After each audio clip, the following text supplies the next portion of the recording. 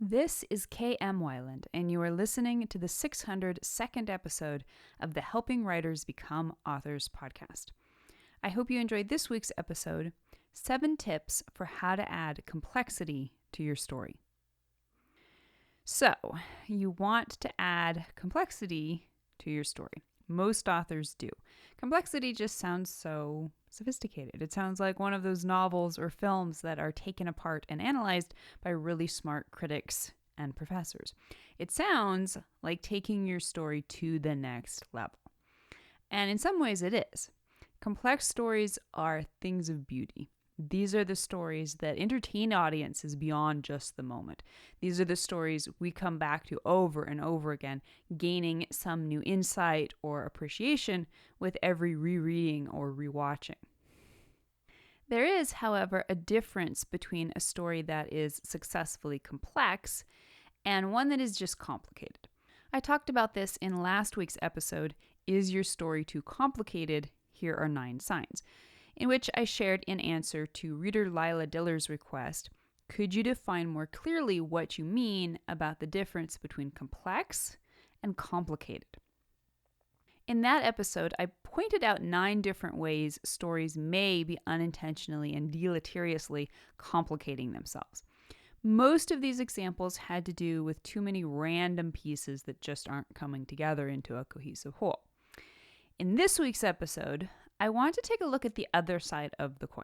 What is complexity in a story? And what are some tools you can use for how to add complexity to a story without crossing the line into complications? Now, both complexity and complication arise out of many parts. The difference is that, perhaps surprisingly, complexity actually keeps things quite simple. Complicated stories offer many different elements, most of which stay on the surface. Complex, by contrast, puts most of its focus on a few elements, but goes deep. Complicated is clutter. Complexity is layers. So as you can see, the irony here is that to achieve complexity via depth, you must keep things relatively simple. Simplicity and complexity walk hand in hand. I love how Matt Bird explains this. In his book, Secrets of Story, he talks about a realization he had while troubleshooting the plot in one of his scripts. He says, I suddenly realized my characters spent all their time talking about the plot, explaining it to themselves and explaining it to the audience. This is inevitable when the plot is too complicated, but a good plot should be simple enough that both the characters and the audience understand it just by looking at it. Sometimes writers write themselves into this conundrum somewhat on purpose, believing readers will be impressed by what is in reality just a confusing plot. Often, however, we write ourselves into complications because when story problems start cropping up, we write one ad hoc solution to this problem and another ad hoc solution to that problem. Until suddenly, as per Blake Snyder, we've got double mumbo jumbo all over the place. And you can add in toil and trouble for my money. The result, as Bird points out, is that we double our word count trying to explain how all these disparate elements somehow really do belong together. On occasion, excellent writers will be able to explain their way out of their own messes. Usually, not so much. The much better solution is to recognize which tools will help you create a story of cohesive complexity right from the start. So here are 7 tips for how to add complexity to your story without the complications. Tip number 1, adhere to a clear structural and thematic throughline or unifying idea. Start with the bones, even the most complex stories. Scratch that, especially the most complex stories, should be based upon solid structural and thematic through lines that are so simple and obvious they can be summed up in a short sentence. If you find yourself wanting to add a lot of ends to this sentence, you know you're probably straying off the straight and narrow. Now, this doesn't mean your official premise sentence necessarily has to be that simple, but the explanation of the plot should be. For instance, consider Game of Thrones. The premise is extremely complicated, but the plot? An all-out battle for the throne before the apocalypse hits. That through line guides every disparate element and scene in the story. The first step here is obviously to identify your structural through line. What are the characters trying to accomplish and or stop each other from accomplishing? And your thematic premise. What thematic element informs the overall story and every character's role within it? From there, make sure all of your story's major structural beats and all of your major character arcs are synced to these guiding lights. The Great Escape offers one of my favorite examples of how to use cohesive structural beats, in this case, adding in a focus on the subplot of Steve McQueen's character, to anchor even a story with a huge cast of characters. You can read a structural breakdown of The Great Escape in the Story Structure database on my site. Tip number 2. Utilize dramatic irony via both contrast and comparison. Irony almost always brings complexity on board. Wherever there is subtext, wherever what isn't obvious on the surface is just as important as what is obvious, there will be depth. Where there is depth, there is complexity. Irony at its simplest is a sarcastic character saying the opposite of what he means.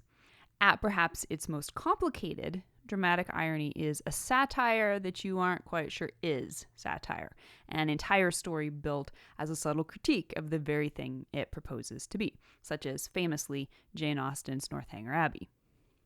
On a more practical level, irony arises when contrast emerges from a homogeneous sea of comparisons. One of my favorite ways to create this is through the comparison of the protagonist to an antagonist who is really not so different, and the contrast of a protagonist to an ally who is really quite different. Most specifically, look for ways you can surprise readers by subverting their expectations.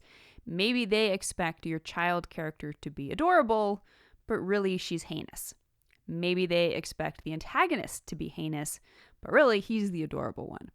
Maybe they expect the hero to do the right thing, but she doesn't.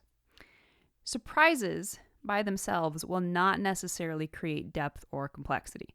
But when this added dimension allows your audience to see deeper into characters and situations, you will likely have just added complexity.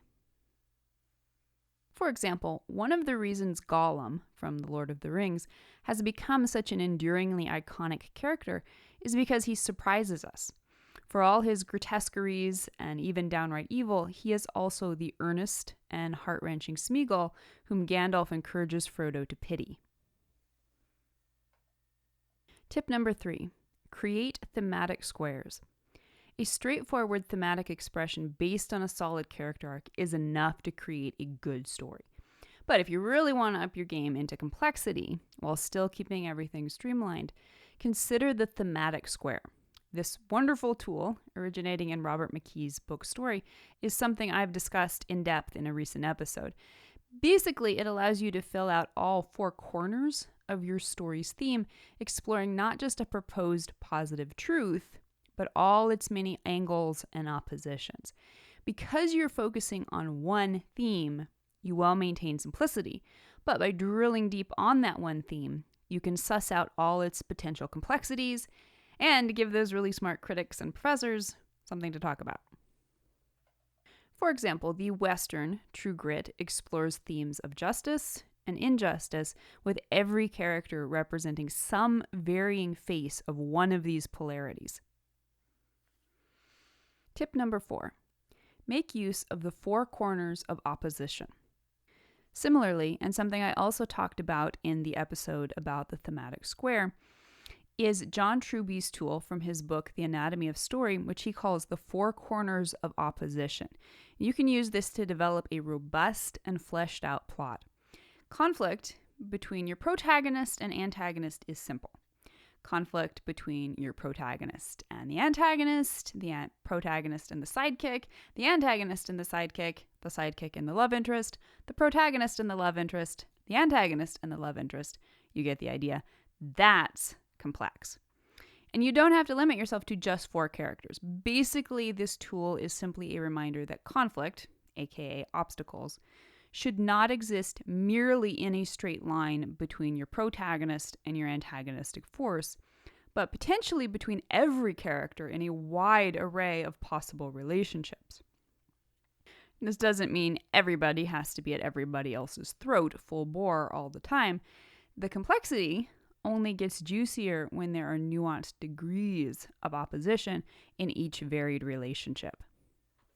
For example, Guardians of the Galaxy is one of the many films in the Marvel Cinematic Universe that successfully adds complexity to its characters' relationships by bringing out not just the conflict between the protagonist and the antagonist, but also within the group dynamics of allied teams.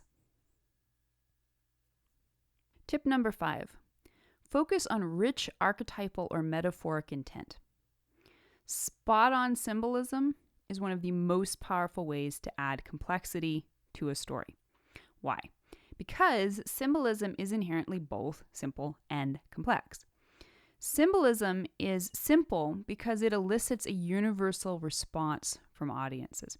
Even if different people have different opinions about a symbol, they all respond to it on some level. It is complex because it offers depth. Depending on the symbolism, it has the ability to tell a whole story all its own just through its own connotations. Allegories are the most obvious example of this. Genre stories, such as romance and mystery, are also symbolic unto themselves. Archetypal stories, such as the hero's journey, and so much more, bring a deep mythic underpinning to any type of story that understands and respects their symbolism. Even simply creating and maintaining a consistent metaphor for your story can bring a whole new layer of resonance and complexity. For example, everything about Dirty Dancing is set up around the unifying metaphor of dancing as a representation of the protagonist's burgeoning into adulthood. Tip number 6. Utilize either a simple backstory and a complex main story, or a complex backstory and a simple main story. So one area in which writers sometimes go wrong in accidentally transforming their story's potential for complexity into unfortunate complications is in weighing down an already complicated plot with an equally complicated backstory. A good rule of thumb is that if your main story is super complex, keep the backstory simple. Or if your backstory is super complex, keep the main story simple. A complicated backstory will usually function as a sort of mystery within the main plot, with the characters either actively or incidentally learning new clues as they go along. In turn, these clues influence the character's ability to solve the main plot, either directly or through the transformation the revelations create in their personal growth. And this is great, but if the backstory revelations are crucial to the main story, this means the characters will spend a significant amount of time tracking down those clues. If they also have to spend time solving complications in the main plot, which are not directly tied to the backstory revelations, this can lend itself, at best, to a very scattered story. And by the same token, if the main story is twisty-turny and full of mysteries and revelations, whether personal or global, a complex backstory often feels overdone and in the way. For example, the backstory in the Harry Potter series is deeply complex. Much of the story in the main plot hinges on the discoveries Harry makes about the events surrounding his parents' deaths. The main plot of the series itself, however, is relatively simple, pivoting around the discovery and confrontation with an obvious villain. And tip number 7. Choose either a story with a simple motivation and a complex goal, or a complex motivation and a simple goal. So a similar rule of thumb is that if your characters' goals are complex, their motivations should be simple, or if their motivations are complex, the goals should be simple. Now, motives are not always simplistic. A character's reasons for wanting to marry someone, kill someone, oust someone, or meet someone can be extremely complex, veiled even to the character. And the exploration of the why behind the character's actions may consume a fair amount of space and explanation within the story. If you then burden the story with a similarly complicated goal, this can easily make the whole thing seem far too convoluted. And vice versa. If the character's goal is quite complex, for example, she wants multiple things and or her plan for getting them is deviously tricky, then you will need to allot more time to explanations of that. In this case, a complicated motive can just muddy things up. For example, the plot in Ocean's 11 is purposefully complex, revolving around a difficult heist with many moving parts. Therefore, the film rightfully keeps the protagonist's motives super simple and relatable. He wants revenge and redemption. A complex story is a story that knows exactly what it is on every single page. And this is true even of extremely tricky stories full of surprises. A complex story is one that is grounded in its own identity. It doesn't need to explain what it is to readers or distract them with lengthy explanations intended to cover up its own insecurities and identity crises. Rather, it can spend its time looking deeper into its abstractions and gray areas. Complex stories rest upon a firm foundation of structure and theme. The bones are all there. And this is what allows them to stand up straight and shine out from beneath any and all exotic garb in which its writer may want to clothe it. In short, a complex story is a good story. And now I hope you will stop by the site and tell me your opinion. How to add complexity to your story. What are your favorite ways? If you'd like to be part of the word player community over on my site and join in the conversation on this subject, be sure to stop by the website at helpingwritersbecomeauthors.com. You can always find a transcript of the most recent podcast and add your voice to the discussion by visiting the first post on the site's homepage. And don't forget that if you're looking for an older post, you can always find those by putting the podcast title in the search field at the top of the right-hand column. If you enjoyed this podcast, you can subscribe on Apple Podcast, Spotify, and Amazon Music, or whatever your favorite podcast platform may be. And if you'd like to do something to support helping writers become authors, it always means a ton if you're able to leave just a quick rating or review on your site of choice. Also, many thanks to those who support my work on Patreon. Your patronage helps make helping writers become authors and its many resources available to writers everywhere. If you're interested in becoming a patron, you can find out more at patreon.com/kmweiland. Thank you so much for listening to the Helping Writers Become Authors podcast, and be sure to check back again next week.